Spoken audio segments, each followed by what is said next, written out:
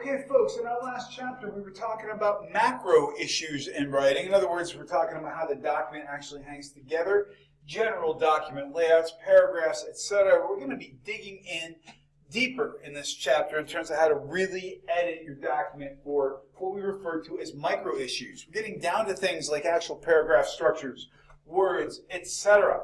So let's talk a little bit about what we're going to be getting into. It's putting our composition a bit under the microscope and really digging into the small stuff. The small stuff, the expression is don't sweat the small stuff and it's all small stuff. Well, I'm going to go against that expression in this particular instance because it is about the small stuff. That's where we really gain credibility by being thorough.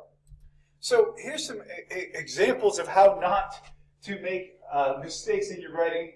Again, you have to really deal with us folks who have composition humor. So hopefully you find it as entertaining as I do. I love this. One should never generalize. Comparisons are as bad as cliches. Here we go.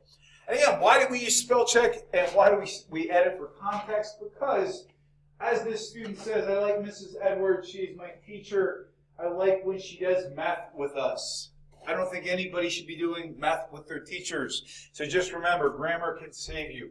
So let's talk also some context too. When we get into the micro, there's been context about jargon. There's been conversation about jargon. Why do we want to avoid it? Because it cheapens and dates our writing. For example, these are things that people say need to go. Drinking the Kool-Aid, for example, or making hay. These are all old expressions. And more recent expressions, for example, nobody even ever needs to say that something is the Uber for something ever again. And mission critical and things like the Internet of Things. These are expressions that need to go again. Things we don't need to think about anymore. We're going to be getting into how we can edit to make our documents more direct. How can we make them more brief? How can we avoid irritating our audiences by talking or writing too much? And how we can keep our sentences to a reasonable length. We're also going to be talking about style and when is jargon appropriate. So let's jump in, starting off with editing for brevity. Why do we do this? Well, because everybody is short on time. People can read faster than we can talk. It's okay to put a little more content in, for example, when we're writing things down. But business writers and readers, I should say, are some of the most time-pressed people in the world because there are things we can create more of in the world. We can create more money. We can create more resources. We can make scopes of projects larger. The one thing we cannot create is time. It is a finite element, and the more you preserve somebody's time, the more you're going to earn them as fans. So how do we avoid being wordy? I think short sentences have impact. Remember the reason you're writing in the first place, and if you can be direct, cut out things that do not serve your strategy. I know that goes back seemingly to more of a composition or a macro issue, but more editing. We want to cut out the stuff that's not necessary. Don't cut so far that you have no substance left, but cut off things that are unnecessary. We refer to it as dead wood. So, for example, if you're saying to someone, as you know, well, why are we even saying that then? Why are we acknowledging that you know if we both know that you know? To sound like I'm coming from a bad situation comedy, or without a doubt.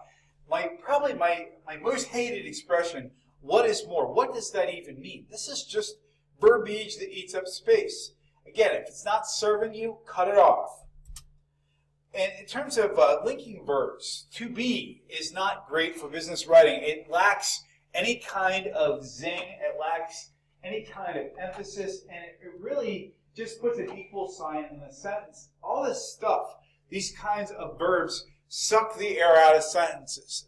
They're passive verbs, is, will, can, put, all these things. Think about ways you can make your verbiage more active. So let's get in terms of how we can edit this stuff. Plan A is efficient in terms of production. Well, that's a relatively harmless sentence, don't you think? But why not change it to Plan A produces efficiently? Make it work for you. Or investment bankers appear to have a tendency. How indirect?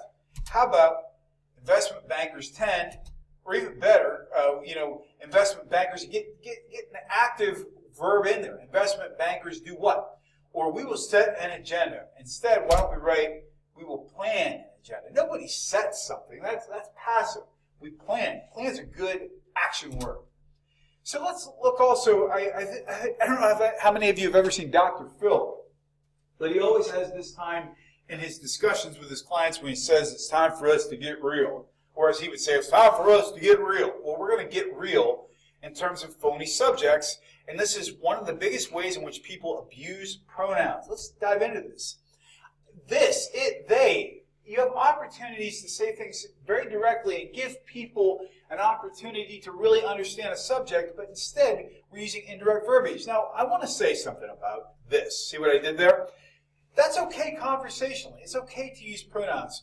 What does this mean? That's fine in conversation. It's not good in writing. And you may be asking why there's a fish on this slide. I'm going to be explaining that to you momentarily, and I call it, what is it? Well, let's explain how this game works.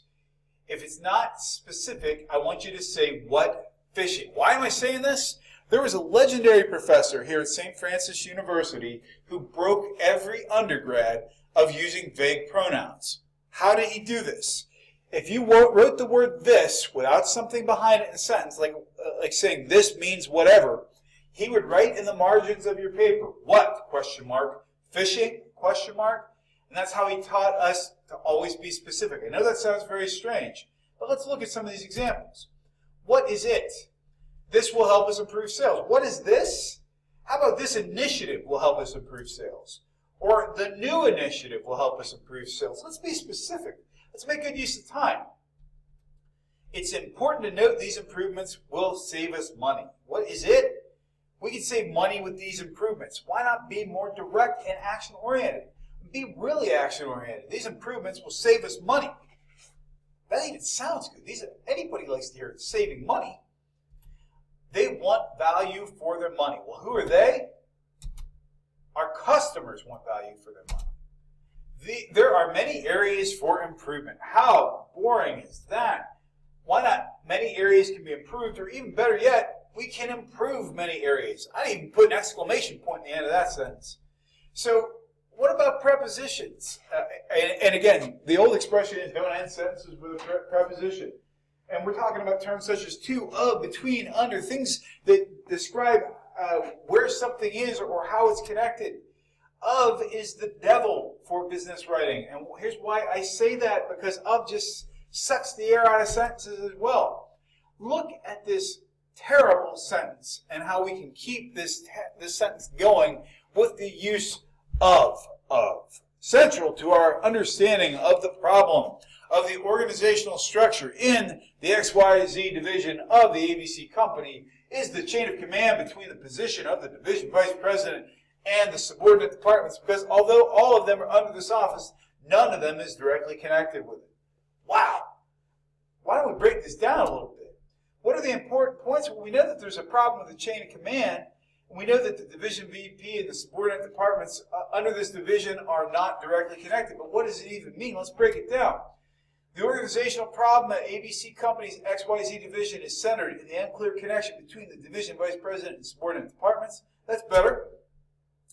And what about compound prepositions? We have more than one preposition in a sentence. I am writing in order to list the potential issues in regard to the Jameson account in advance of the client visit. How can we fix this? I am writing about the Jameson account to list the potential issues before the client visit. Even better. And why not get really direct? The issues with the Jameson account are bullet, bullet, bullet. You see what we're talking about here, and that is how can you take sentences that are passive and have no life to them and make them speak for you a little better. And then we get into verbs and prepositions. 2 plus 2 equals bore. Love that phrase. And the guy on this slide is also feeling the effects of too many elongated verbs with prepositions. The initiative is intended to give raises to deserving employees. Why not write? The initiative is intended to raise good employee salaries. Or even better, the initiative will raise deserving employee salaries. Again, there are great examples on how to avoid this stuff right from page 75 of our text. I think this textbook is wonderful because it's cheap, it's direct, and even though it's been around a couple of years, it's still relevant. It's a great resource if you want to zing up your writing. What about sentences in general? We're talking about business writing here.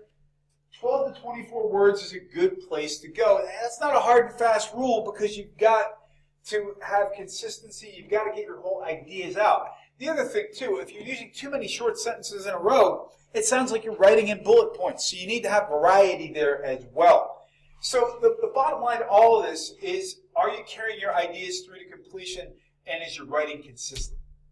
So if you've got the word "and" more than one time in a sentence, you might need a new sentence. If you've got so many phrases and prepositions and all these to's in your sentence, for example, you're getting too much in one idea. Break it down. More small sentences sometimes are the right way to go with the right amount of variety. So this is, again, from our text. Regardless of their seniority, comma, all employees who hope to be promoted will continue their education either by enrolling in the special courses to be offered by the ABC company, scheduled to be given on the next 8 Saturdays beginning on September 22nd, or by taking approved correspondence courses selected from a list available in the staff development office. Wow, I almost ran out of breath doing that. I need to do more cardio to be able to read that sentence out loud. Well, why don't we break it into some sentences and use some really good transitions? So regardless of their seniority, all employees who hope to be promoted will continue their education one of two ways. Pause. First, they may enroll in special courses to be offered by the ABC company, scheduled to be given on the next 8 Saturdays beginning on September 22nd. Second, they may take approved correspondence courses selected from a list available in the staff development office. Not bad, still pretty wordy. Why don't we break it down with some enumeration? I love the idea of internal enumeration. I'm not going to read this to you, but look how this breaks down the sentence even more. And we're also putting some white space in and things for people's eyes to latch onto. Those numbers. When people see numbers, they know there's priority to them. And again, if I were breaking this up, this is my method of choice. Look at the wonderful white space we've created by using bullet points, and at the same time, we've also made it more appealing to the eye. They can follow down and see that there are steps or choices to be made here. If they had to be linear, we'd put them in numbers. This is my favorite of those options. So when we are getting into writing, again, anybody who doesn't like cilantro probably has had food with too much cilantro. So a shot of cilantro or Tabasco adds zing. That's a short sentence. And our long sentences are our meat and potatoes. We got to have meat and potatoes in our diets. Or if you're a vegetarian, you got to have starches and green vegetables. But occasionally you need some flavor in there as well. So think about a conversational rhythm whenever we are getting into our writing. So variety is truly the spice of life. So what about style? We talked about how we're editing to make sure that we're not being wordy, that we're getting rid of overlong sentences. Well, now we're going to be talking about how we actually dress this stuff up and the role of formal speech and passivity and the role of jargon. So let's get in. What is our style? Well, it depends on where you're going. These guys on the left, for example, are pretty hip-looking dudes. They're on their way to work. The guys down in the other corner with their overalls on are going someplace else entirely. But the clothing that these guys are wearing is appropriate based on where they're going to be. So what is our style? What is our overall approach to our document? What that means is, guys, because we have different audiences we present to, different language, different phraseology, and different approaches are going to be important and appropriate for different audiences. If you're writing for a business audience, direct is good. If you're writing for an academic audience, you got to be a little bit more indirect and a little less forceful, for example. Why is this so important to consider? Well, because writing is not interactive. You can't read somebody's face when they're reading the document you sent them. You have to hope they hit the tone. You can adjust your conversation when you're in person with somebody. Writing is permanent, and it also is a flat medium, which means if something can be misinterpreted, it most likely will be. So we got to think about our style here. Here's what I mean. I like to think of a couple of guys out for a night on the town as an example. The ways that guys sometimes speak to each other, or friends of any kind, it doesn't have to be males, the phraseology and the ways that we speak to our friends are sometimes way different than we speak to people who are not our friends. We know that, for example, some of the tone and language that we use could be misinterpreted by people who do not know us. What that means is when we write things down, we have to assume the worst. assume that you have no chance at editing context. I don't mean to always say play it safe, but use words that are harder to misinterpret. So what should your style be based on? Well, are you a superior? Are you a peer? Are you writing to somebody who's controlling your funding? Or are you writing to somebody whose funding you control? That's going to determine how direct you can be. Your business and culture are going to be a part of it as well. Again, academic versus business writing. So what about the nature of the message itself? How direct can you be? If everybody and their brother is getting a raise because the company's doing great, you can get right to the point on that. If there are going to be layoffs because people haven't been operating at peak efficiency, you might need to be a little less direct. What about the high skim value in terms of how quickly do people need to be able to get this information? If this is important information that needs to be disseminated quickly, hopefully you're making a document that's short and direct. And again, is it good or bad news? That's going to determine the style that you're using as well. So how formal should you be? If you're getting too formal that it sounds like you would never say it, it's probably too formal. And if it's too informal, it means it is getting down to the idea of being too sharp, too possibly to be misinterpreted. I like the analogy, you notice we have Goldilocks and the three bears here. Too formal is the porridge that's too cold. Too informal is the porridge that's too hot. Just right is businesslike. And so we're going to talk about passivity and jargon here as well and the roles those play. So if you're too cold, you're sounding like you're pompous, that you're sounding too much like a narrator in a British show or something. It comes down to the idea of being not self-important. You want to be able to sound like you would sound. If the writing sounds like a way you would actually talk, you might actually be doing okay. I think that you're getting too formal if you are using what we refer to as weasel words. Some may think, or it seems. Although, there are times when you may need evasive writing. If you're trying not to assign blame, for example, you may need to use some of these phrases. In business writing, if you're never using first person, if you're never using I or contractions, it might be too formal. Again, you know your audience. But if you have no action verbs and everything's completely passive, it might be too formal. I love this term. Business writing is just right. It's direct. It's warm. I love this. It's powerful or forceful like a handshake. We're not talking about the handshake where that person is trying to crush the other person's hand or giving them a limp fish to hold. We're talking about a good, warm, forceful handshake. So business writing uses short words and phrases. Contractions are okay. And personal pronouns are okay too if you're doing something like an email. Again, it depends on the context. And a report, not so much. But in certain types of personal communication, that's okay. If you're getting too informal, I like to say it's tough for millennials. I would also say it's tough for Gen Z. And that's not a slam on younger people.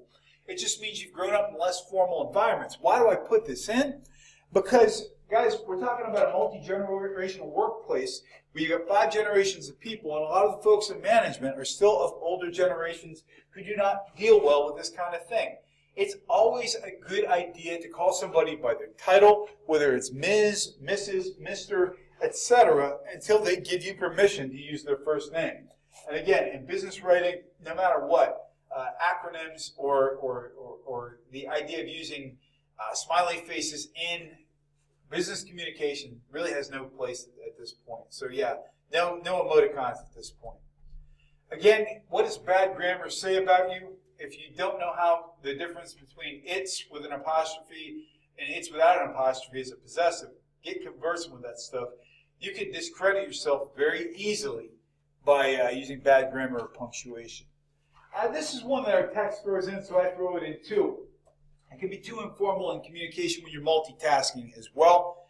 And if you are using the wrong medium, for example, if you're using social media for context, something that would be better, a message to your superior through a memo, again, you could be heading the wrong direction.